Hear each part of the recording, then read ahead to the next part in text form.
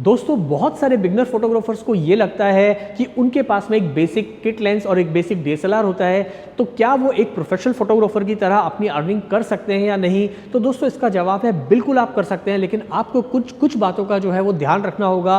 तो आज इस वीडियो के अंदर मैं आपको बताने वाला हूँ कैसे आप मात्र 2,500 से 3,000 रुपये के सेटअप के अंदर जो है आप एक पूरा ई कॉमर्स का एक अपना फोटो स्टूडियो लगा सकते हैं अपने घर में ही। और ये सारे जो प्रोडक्ट्स आप देख रहे हैं जो आपको ई कॉमर्स वेबसाइट्स पे जैसे कि अमेजोन है, फ्लिपकार्ट है, या आप देखते हैं इंस्टाग्राम के ऊपर यहाँ सेल होते हैं प्रोडक्ट्स, आप बिल्कुल एक प्रोफेशनल क्वालिटी की इमेजेस अपने बेसिक डीएसएलआर और बेसिक किट लेंस के साथ में शूट कर पाएंगे। तो इस वीडियो को हर बिगनर फोटोग्राफर एंड तक जरूर देखें, क्योंकि मैं आपको वो बताने वाला हूँ क्या क्या सावधानी आपको रखनी है, कैसे आपको शूट करना है और फाइनली जो है इसके रिजल्ट्स आपको कैसे मिलने वाले हैं। सो ये वीडियो बहुत इंटरेस्टिंग होने वाला है दोस्तों। So welcome back to my channel friends, this is Manish Saxena. आइए शुरुआत करते हैं।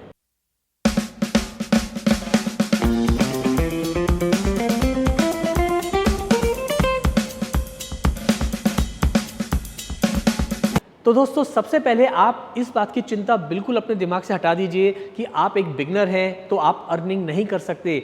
आप अर्निंग अच्छी खासी बिल्कुल कर सकते हैं दोस्तों। इस बात को आपको अपने दिमाग में, अपने दिल में ये विश्वास आपको रख के चलना पड़ेगा।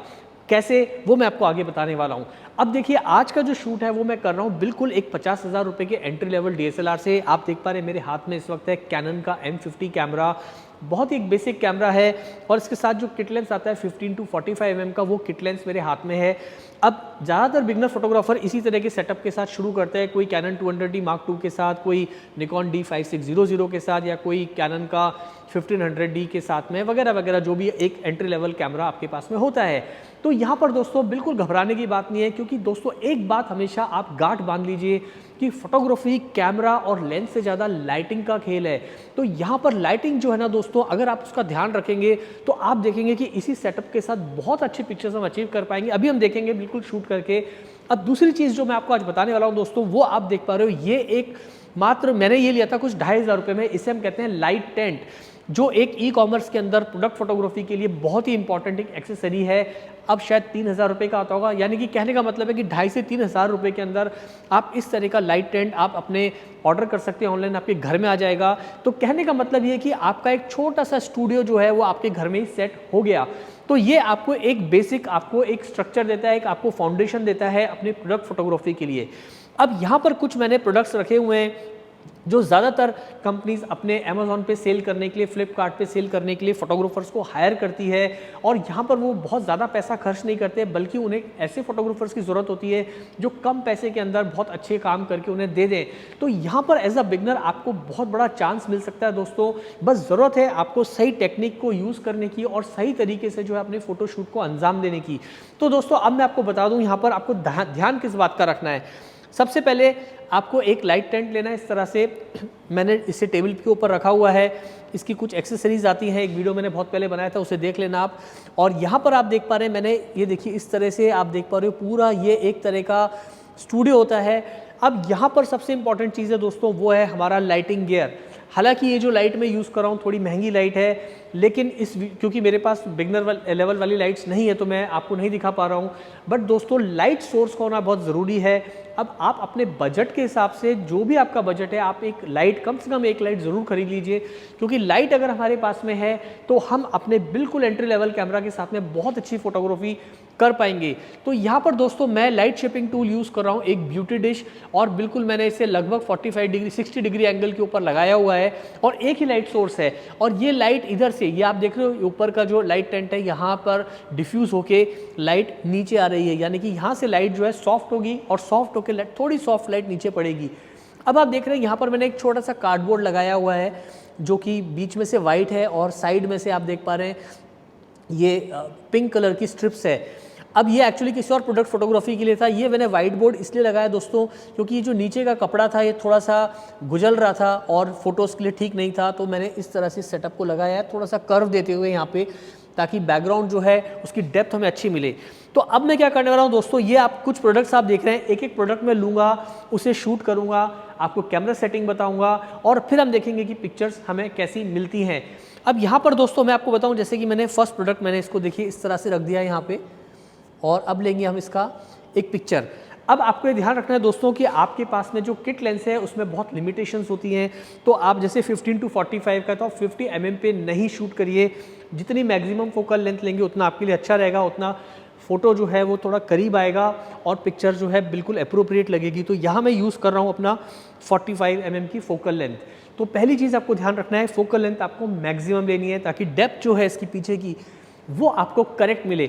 अगर आप 15 पे शूट करोगे तो क्या होगा, बहुत वाइड एंगल पे चला जाएगा, पिक्चर अच्छी लगने की बजाय ख़राब लगेगी। तो यहाँ पर आपको जो है फोकल लेंथ मैक्सिमम यूज़ करनी है। अब आपके पास में अगर 70 to 300 mm का लेंस है तो वहाँ पर आप 85 to 100 mm की फोकल लेंथ यूज़ कर सकते हैं। कहने का मतलब है इस तरह के शॉट्स के लिए हमारी फोकल लेंथ जो है वो 70 to 100 के बीच में ही होनी चाहिए, depending on the product size. तो चलिए पहले मैं एक पिक्चर लेता हूँ। कैमरा सेटिंग्स आप स्क्रीन पे देख ही पा रहे हैं। तो दूसरी चीज़ जो आपको ध्यान में रखनी है दोस्तों वो है आपका फोकस पॉइंट। तो क्योंकि हम एक सिंगल प्रोडक्ट यूज़ कर रहे हैं इसलिए फोकस जो है वो हम रखेंगे सिंगल पॉइंट, यानी कि सिंगल फोकस पॉइंट पे ही। आप देखिए इस तरह से ऑटो फोकस हो गया, आप देख पा रहे हो यहाँ पे, और हमने पिक्चर अपना पहला, ये देखिए इस तरह से हमने अपना पिक्चर शूट कर लिया, आप स्क्रीन के ऊपर देख पा रहे हो।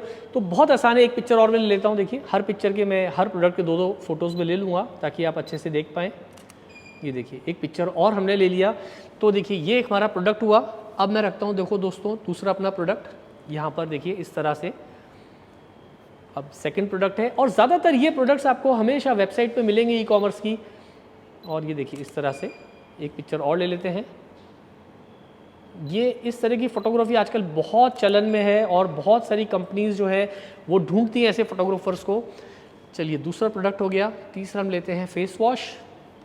इसे भी हम यहाँ रखते हैं देखिए इस तरह से। तो आप देखिए कितना इजी है, कोई रॉकेट साइंस नहीं है। बस आपको थोड़ा सा ध्यान रखना है कि आपको सेटअप और लाइट को फाइन ट्यून करना, ये बहुत ज़रूरी है दोस्तों। चलिए एक पिक्चर और ले लेता हूँ मैं।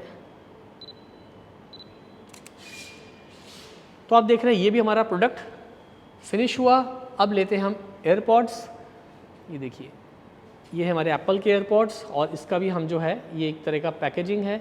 तो यहाँ से हम लेते हैं। बस आप देखिए फोकस आपका करेक्ट होना चाहिए। मैंने ऑटो फोकस पे रखा हुआ है। एक पिक्चर और ले लेता हूँ और रॉ पे शूट कर रहा हूँ। अगर कुछ भी गलती होगी तो मैं रॉ पे अपने कलर करेक्शंस, हाईलाइट, शेडोज़ के साथ में प्ले कर सकता हूँ। अब एक प्रोडक्ट और है, देखिए ये हमारी आ गई एक चॉकलेट की सिरप। इसे भी हम शूट करते हैं। अब ये थोड़ा सा प्रोडक्ट बड़ा है तो मैं इसे हॉरिजॉन्टल ना लेके मैं वर्टिकल यानी कि पोर्ट्रेट मोड में शूट करूँगा इस तरह से। तो ये आपको ध्यान रखना है कि कौन सा मोड आपको किस वक्त यूज़ करना है, because the studio is very small. तो आप देख पा रहे हैं अच्छी खासी पिक्चर मिल गई। एक पिक्चर और लेता हूँ मैं। तो यहाँ पर आप थोड़ा सा धैर्य रखिए, लाइट को चेक करिए और देखिए आपके शॉट्स कैसे आ रहे हैं। अगर लाइटिंग आपकी ठीक नहीं है, ओवर एक्सपोजर आ रहा है, तो आप अपने एक्सपोजर ट्रायंगल पे काम कीजिए। और लास्ट में भैया ये रख लेते हैं अपने छोले मसाले का भी पिक्चर। और ये देखिए एक पिक्चर और ले लेता हूँ मैं। तो दोस्तों आपने देखा कितनी आसानी से जो है हमने बहुत अपने घर के अंदर ही जो है एक छोटे से स्टूडियो में बिल्कुल प्रो क्वालिटी की इमेजेस अचीव कर ली, वो भी अपने एक बेसिक DSLR के साथ और अपने बेसिक किट लेंस के साथ में। अब यहाँ पर दोस्तों खास बात ये रही कि हमने जो लाइट सोर्स है वो बहुत ठीक से इस्तेमाल किया। तो यहाँ पर दोस्तों कैमरा और ये लाइट टेंट से इंपॉर्टेंट है हमारा लाइटिंग सोर्स। तो यहाँ पर आपको इस बात को समझना है कि लाइट जो है वो आप किस तरह से अपने सब्जेक्ट पे थ्रो कर रहे हैं, कितनी लाइट थ्रो कर रहे हैं और कितनी लाइट की आपको ज़रूरत है। बस आपको ये सीखना है ये लाइट कितनी आ रही है आपके सब्जेक्ट पे। अब बहुत सारे बिगनर गलती क्या करते हैं, लाइट के ऊपर ध्यान नहीं देते, डिस्टेंस कितना है इसका प्रोडक्ट के साथ में उसका ध्यान नहीं रखते, लाइट किस तरह से फॉल हो रही है वो उसका ध्यान नहीं रखते, लाइट को किसी भी तरह से जो है वो लगा देते हैं। फिर उन्हें कई बार रिफ्लेक्शन नज़र आता है, कई बार अदर प्रॉब्लम्स जो हैं वो क्रिएट हो जाती हैं।